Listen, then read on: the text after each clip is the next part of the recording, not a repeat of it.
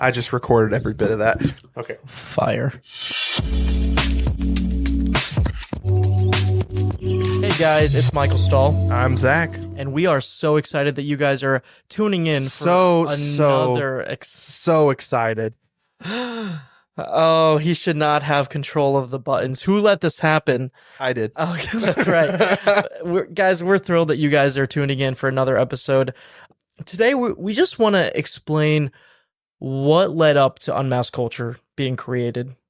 Give a little insight on Zach and I and kind of what brought us to this place that we want to talk about our mental health to people and discuss. Need to talk about our mental health to people. Exactly. Yeah, that's a much better way to phrase it. Like, we need to talk about our mental health, not necessarily we want. Zach and I really struggled with really getting this podcast or this episode started because we're like, we had 4 takes, everybody. Because we're like, where do we begin?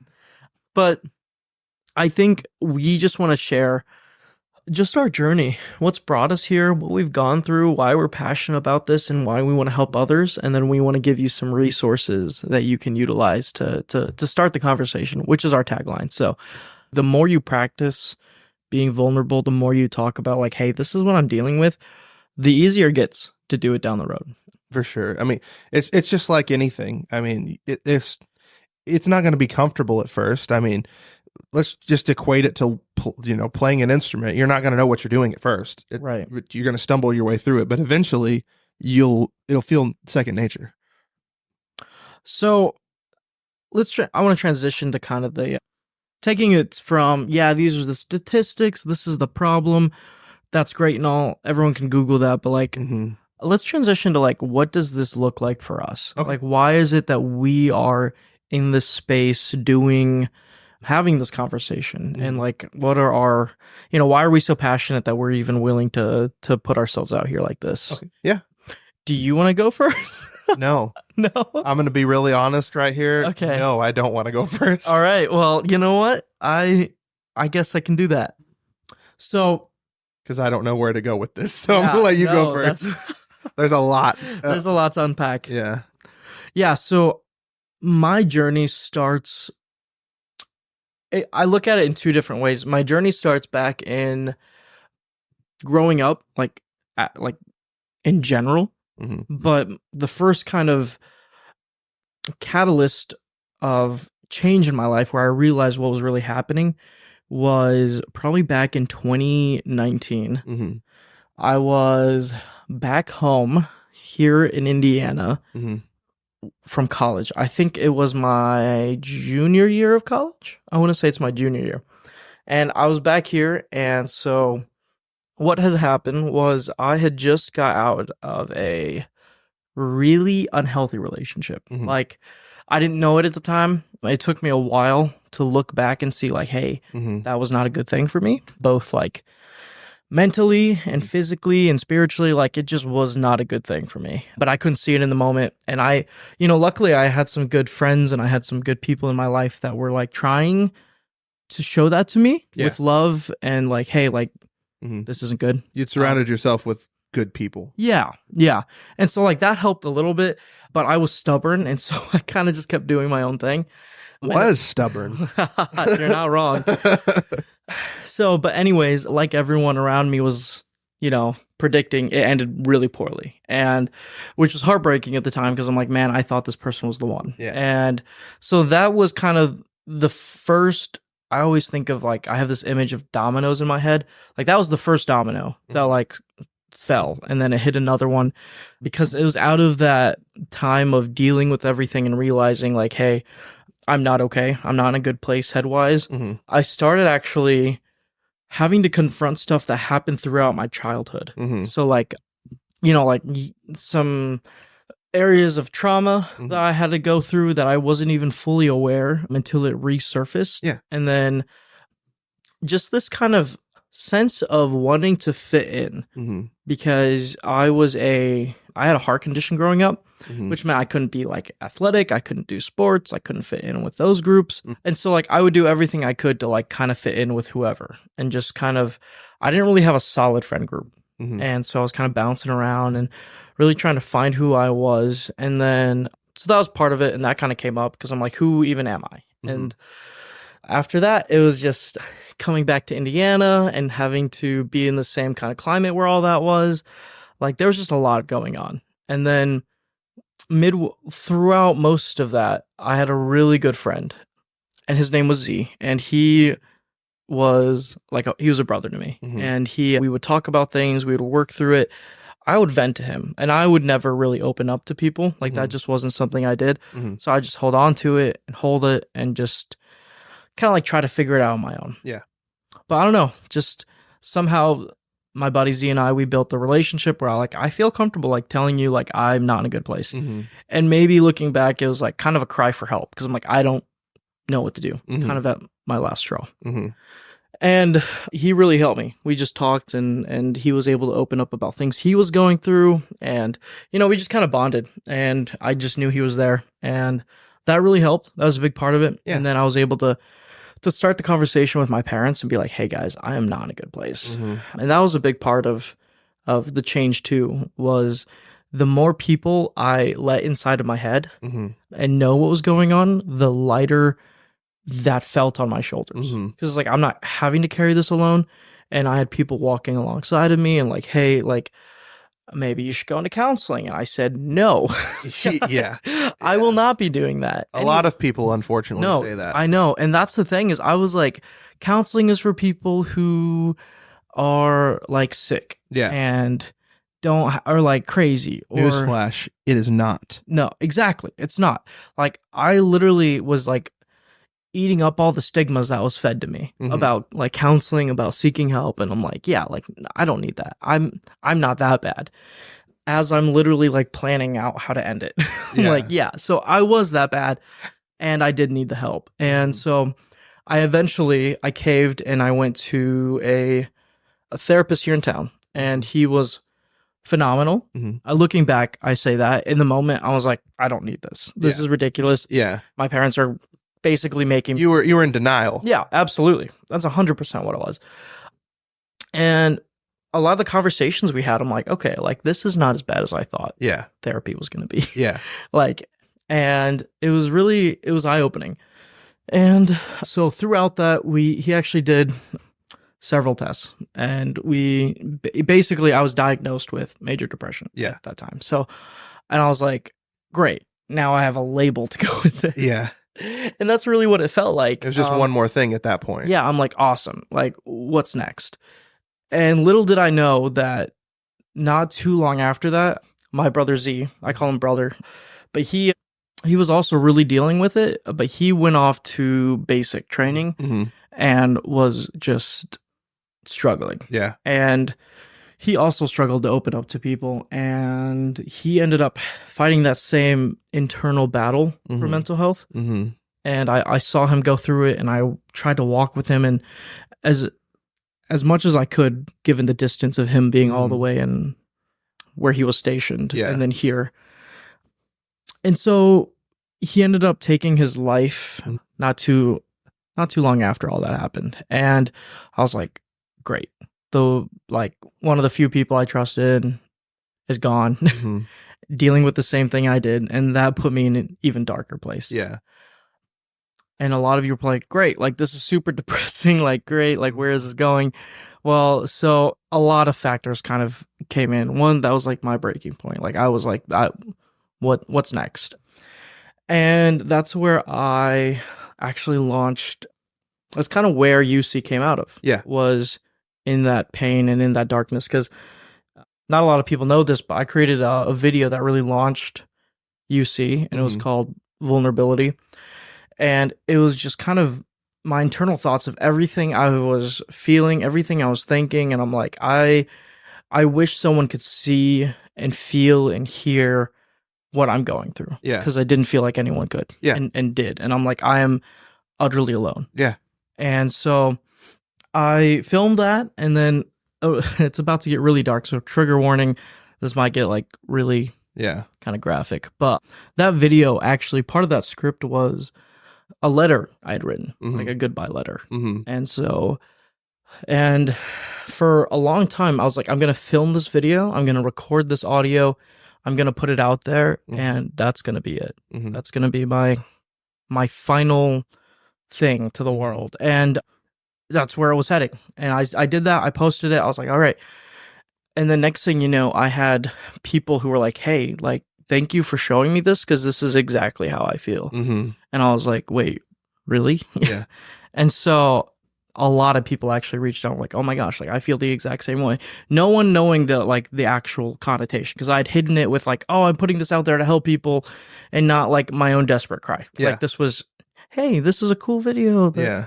to help you. And so yeah, that's the dark truth behind where this organization, where this passion project, whatever you want to call it, movement started. And yeah, it's hard to talk about, but that was the first step of realizing I wasn't alone. And then it went from that to, okay, I need to be more intentional about seeking the help, because I'm like, Yeah. I know I'm not alone. Now I know I need to confront this. Mhm. And I stepped out of like that phase of denial, and I worked with my therapist. We talked more. Mhm. He helped me get on medication that helped me for a long time.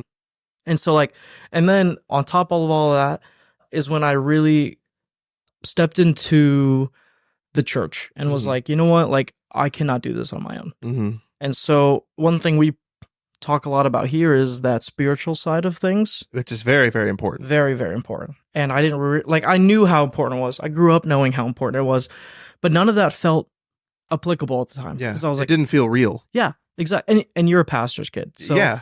So I know that you can relate to a lot of like, oh man, just pray more. Yeah. Yeah.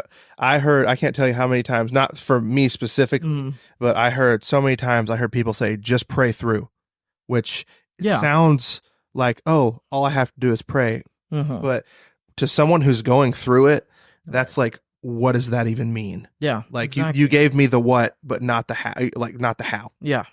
Yeah. And it was like, okay, that in the moment, it was like that feels like a cheap, like, okay, like like a good luck. Yeah.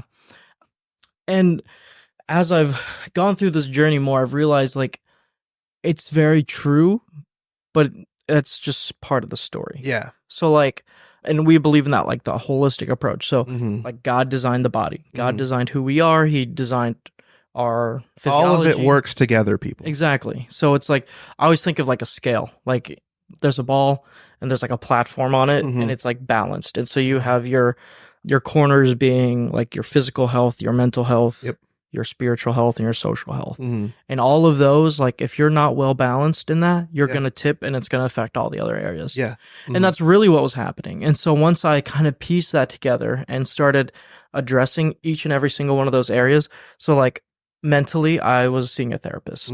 So, socially, instead of, because during this time I was working, jogging, and locking myself in my room. Yeah. That's all I was doing. Yeah. I wasn't talking to people. I didn't want to talk to people. I didn't want any of that.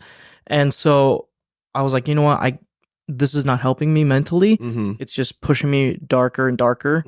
Well, and someone who's as extroverted as you. Which looking back, I'm like, oh, that's a little obvious. I was really not in a good place. Yeah.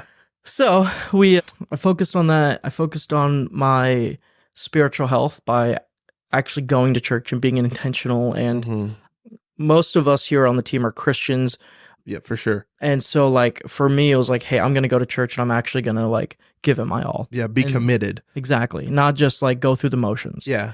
So that helped me. And then physically, I mean, I was working out, so that helped, but also there was like the physical components in my brain that the medication was helping me with. So I really experienced kind of working on that holistic approach for myself, and that's really where the turning point was. Yeah. So yeah, for sure. Well, I can go if you'd like. Yeah. So we had not so similar experiences, but we kind of went through similar things. You said you had a heart condition. You weren't the athletic kid, stuff. See, whenever I was in school, I was the athletic kid. I was the kid that had the good grades. I did all of that, but I still somehow couldn't fit in. I don't know how. I tried several times. I just constantly kept getting bullied, and it beat me down and beat me down. And I remember it was really bad when I was going through middle school. I punched a kid. And I didn't get in trouble for it, but they stopped messing with me after that. So that's Yeah. not advocating violence. That's don't do just that. saying I got to a point that was so bad Right. that I did something irrational. Yeah. That was your tipping point. That was my almost a breaking point Yeah. there. Yeah. And it got better after that for a while. And then I remember whenever I was a sophomore in high school, I was watching a TV show by myself that I probably shouldn't have been watching. And I saw someone get stabbed in the throat. And that was a trigger for me. And I started going downhill from that point. And it went pretty dark. Like, not to the point of wanting to harm myself, but because of what I saw, my brain was like, hey, you want to hurt that person? And I said, no, I don't want to hurt that person. Like, constantly, that was the battle going on in my head. Right. And thankfully I never actually hurt someone. Yeah. Because that would have been very, very bad. Yeah. But it was a constant thing. And then my grandfather passed away, and it just made it worse. And it wasn't until I didn't really do anything about it. I'll say that. I didn't talk to anybody. I didn't know the holistic approach to it. I literally did what you said. At that point, I would go to school and then I would go sit in my room. Yeah. That's all I would do. When I tried to talk to people, no one wanted to listen. And it made me feel more and more alone. Yeah. It got to the point where I was like with my friends, and I felt a disconnect, like being with my friends. Yeah, no, I know that feeling that you're talking about. Like, you Yeah. can be in a crowd, like Yeah. like even like your closest friends, and you're just like, Yeah. you're not there. Like imagine like your fish at a pet store, and I was the beta, and they were all of the fish in another tank, Yeah. and I couldn't get there. Hmm. That's how I felt. That's a good visual. Yeah. And Like- it was rough for a while. And then I went to college and thought I had friends, but turned out they were just humoring me because I was new there. And then they decided to not have anything to do with me the second semester. And that made it worse. And I tried church. Obviously, I'm a pastor's kid. I tried my best there. Yeah. But I ended up just sitting on a pew, basically, just filling a position. Right. Going through the motion. Yeah. Yeah. Yeah. And there wasn't really a whole lot I could do about it. And I got married, still was going through when I got married. Yeah. I don't know why my wife picked me in that position, but I guess she saw something that I didn't. And then we moved to Indiana. It wasn't until I met you and people here that I realized like what it actually meant to kind of get out of that. And my social went up because I actually had friends now. Spiritual, I stopped just going through the motions and got more involved. I came to church and had like an actual experience, what I would say is an experience with God. Yeah. And Absolutely. that flipped a switch there in my my spiritual health. And, you know, I'm still working on the physical health, obviously. Me too, I'm bro. much overweight. Hey, yeah, we'll contribute that to being happy in marriage. But, yeah, for sure. But I still am here, even past couple of days been struggling. Like it's like once it started for me, it just hasn't stopped. And it's kind of gotten to the point I'm still making irrational decisions sometimes. Like, well, I say that I want to, but I force myself not to make those irrational decisions. You know? Right. Yeah. I think it's okay to have those thoughts of making those irrational decisions. I don't think that's like a bad thing. Yeah. Well, for me, it's like, Yeah. it's not as bad as it was. Like my irrational decisions are like, I should just leave work right now and never come back. Like, Right. you know, obviously I can't do that. My wife is pregnant and Right. due in literally like 2 months. If I quit my job in this economy, could I find one? Like, Right. Yeah. No. But like, it goes to get like I want to give you credit, like the self control that you have. Like, those thoughts are going to come up, and but like just knowing and being able to rationalize all of that is super important. And the other thing I like that you said was just that you were open about. I'm still occasionally going through this. Yeah. Because that's the other thing is like, you can be super healthy and be, trying to strengthen all 4 of these areas in your life, but like you're still gonna go through that. Yeah. Like, it's not like it'll I'm perfectly come in balanced. seasons. Exactly. You know, from time to time. For me, it tends. I mean, obviously, it tends to be worse during the winter because Seasonal depressions. but it will continue through the spring for me a lot of times, which is not something that I feel like normally happens with seasonal affective disorder. I don't know. Yeah. But I don't really know how to describe it. No, yeah, that's fair. It's just my main thing is I now have people who will listen. Yeah. And that's kind of the thing that really drove it for me to fall darker and deeper into it was I felt like no one wanted to listen and I didn't feel heard. Yeah. So Yeah. well, and some of the people that would have listened, I didn't want to talk to because I knew what they were going to say. It was going to be the pray through thing. Yeah. And I didn't want to hear it at that time. I didn't want anything to do with church or anything at that time. Right. Right. Yeah. I think when you hear that stuff, it's like, yeah, that's great. Like we grew up hearing that, but I mean, you can tell people that as much as you want, but they've got to want that. Yeah. They've got to want to pursue that. To me, at that point, like, I didn't think that was a real viable thing that I could right. do. You know, I didn't see myself I was like, there's no way I could pray enough to get me to this point. Yeah. Get me out from where I'm at. Yeah. No. And no, I've been there.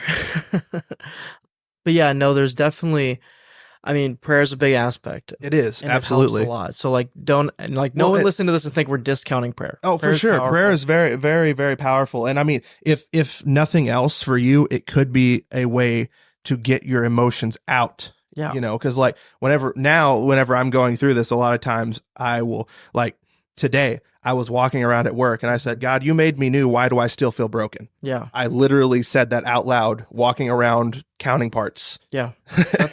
That's so good. Cause like that's the difference is like other people have to hold that in, but it's like for people that have a faith background and know that that God is someone who's there and wants to listen and be involved and take all that on. Like we don't have to hold that to ourselves. Like we can share with those around us. Mm-hmm. And if if you have faith and you're a Christian, you can share it with God because we know that he listens. So and it all just really kind of wraps it up nice in life. Cause it's like you have so many more options and more like ways to get that out there. And I think it's easy to focus on one area more than like all of them at the same time. Because it's like, oh man, like I barely have the energy to do this one thing. I don't want to go bench press. Right, like that's the thing I'm struggling with now. Like you and I were working out, so we were going to the gym. I like every day. Yeah, like almost like 4 or 5 times a week. We were gym bros for 2 months, and I was so proud of us.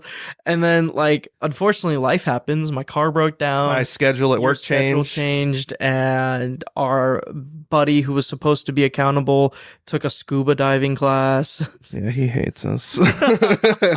So, and it's just stuff like that. And so like things come up and I feel just being able to be intentional about it is going to help because we just need to put it on our calendar. That's one thing. Take small steps too. Like, that's something that's so important. Like I heard this listening to another podcast the other day. I was listening to Office Ladies. I love that podcast. Yeah. And they partnered with I can't remember her name, but her podcast is The Lazy Genius. And she was talking about taking small steps. And she said, I wanted to do yoga.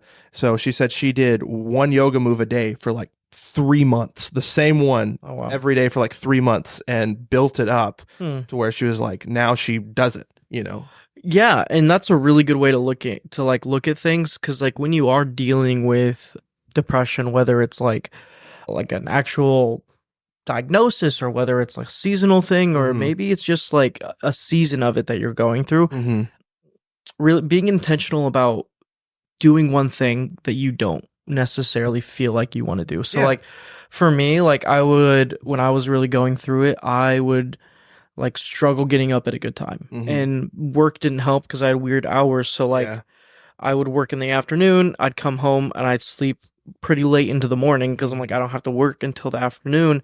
And so like it just kind of really fed into the whole not being social thing. Yep. And it's like, and one thing I did is like, okay, I'm going to wake up at a decent time. Yeah. And it seems like such a small thing. Or like, hey, I'm going to shower. It is a small thing. I'm going to brush my teeth. I'm going to... In that moment, it was major for you. Exactly. Yeah. Or I'm going to reach out to one person today and just talk to them. Heck, write down how you feel. That could be it. Dude, journaling... For me, I always thought journaling, I was like, I don't want to keep a diary. Yeah. That's cheesy. I don't want that.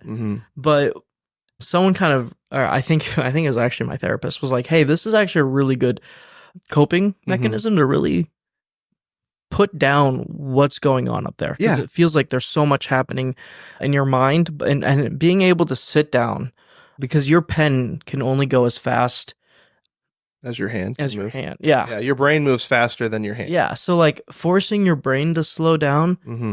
and write it down, like that does make a difference. Yeah. Thank you for I was struggling with No, you're like good. what, I've heard this before. No, you're good. Your brain was moving too my fast. brain was moving too fast. My mouth couldn't keep up. Journaling doesn't have to be sitting there and writing, No. I feel this way today. Yes. I did this yesterday. Dearest diary. Yeah, if you're creative, write poetry. Yeah. Write music. Do short stories, creative writing, any of that based on how you're feeling can help you get that out there. Do you want to? I'm actually so glad you said that. Yes, you're absolutely right. One thing that while I was dealing, like right at the initial start of like me dealing with all my mental health and felt like everything was crashing down at once, I was actually in a poetry class at my school, and so part of it was we had to write a poetry book that had like certain criteria for all the different poems, and let me tell you, that was probably the darkest thing I've ever written. And oh my gosh, it was literally called Dear Therapist. Oh wow. I'm not even joking. Wow. I like the picture, I can see it now, because we had to like make it all fancy and like it had to be bound and whatever. But the cover page was a black image and with a slightly different like texture over a couch. So like when you'd hold it at an angle, you'd see the couch with the light. And I was reading through that poetry book that I wrote, which I am not a poet, FYI. But oh my goodness, it was like the darkest, most depressing thing. And I'm like, looking back, I'm like, wow, I didn't realize how low of a place I was. And it was a pretty eye-opening thing to be like, wow. Well, I couldn't make myself write a lot of things down. One of my comfort shows is Boy Meets World. Love it. So I was watching that and I got to the episode where... Is it not The Office? Well, that is now, but back then it was Boy Meets World. Okay. I still love Boy Meets World, don't get me wrong.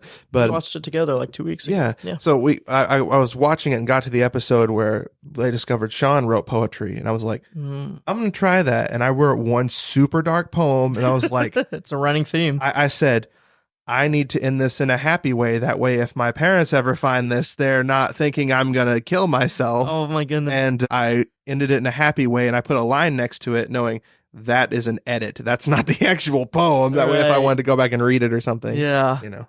Huh. That's interesting. Yeah, I feel like there was a lot of that. I wanted to hide it. Well, no one wants to be like, hey, I'm in this really dark place. Oh, No one wants to do that. Even though that's going to be the thing that's going to help them the most, is like actually opening up, letting the people closest to you. More than any medicine could help. I mean, I'm not discounting that. Use that. That is a tool to use. Do it. Talk to your doctor. But, from my experience, that is way more useful for me anyway than anything else. Yeah. Well, I mean, it's got to start somewhere. It does. Like, it really does. And so like if you're holding on to it and you're not telling anyone, you're gonna keep that to yourself. You're not gonna ever find the help you need.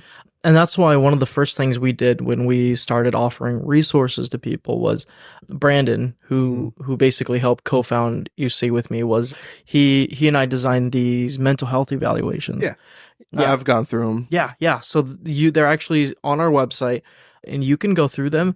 The thing with our evaluations is you don't get like diagnosis. Yeah, it's like we're not doctors. We're not doctors. We're not professionals. We're just people that are passionate about telling other people to talk about their mental health. Yeah. And that's literally the goal of those evaluations is you fill out the questions honestly, and then you take that printout and then you can either give it to, I don't know, give it to your parents, give it to your best friend, give it to your doctor, a therapist. Give it to your therapist. Yeah, exactly. And then use that as like, hey, I don't know where to start. I don't know what conversation, like, I don't even know where to go, but I took this. These are my answers.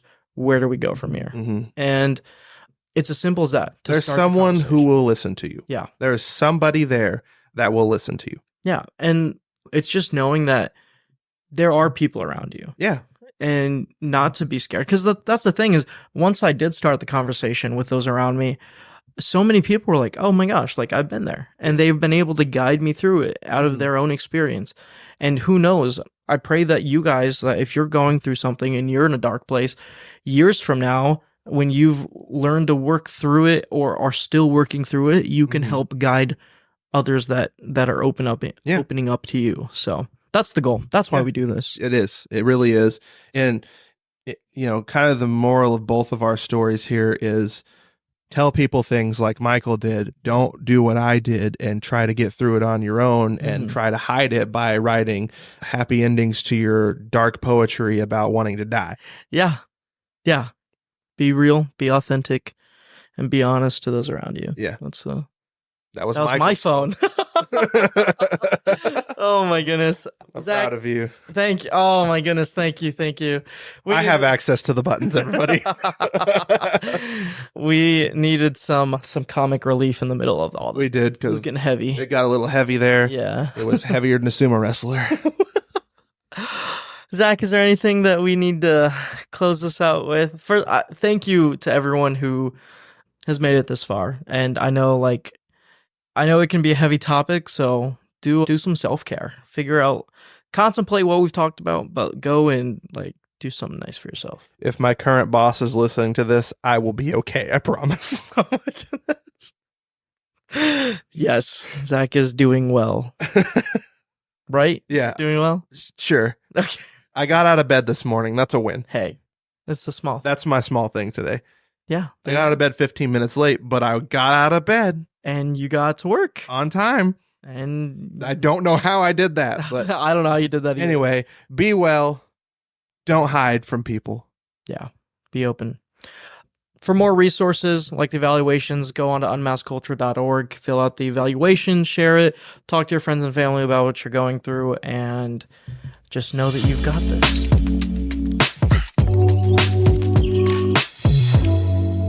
Thanks so much for tuning in to the Unmasked podcast. We hope you enjoyed today's episode. You can find more content like this on our website at unmaskedculture.org. While you're there, consider supporting us by making a donation. Your donation will help us pursue our mission to change how the world views mental health. Don't forget to subscribe so you don't miss out on future episodes. Thanks again for listening, and until next time, start the conversation.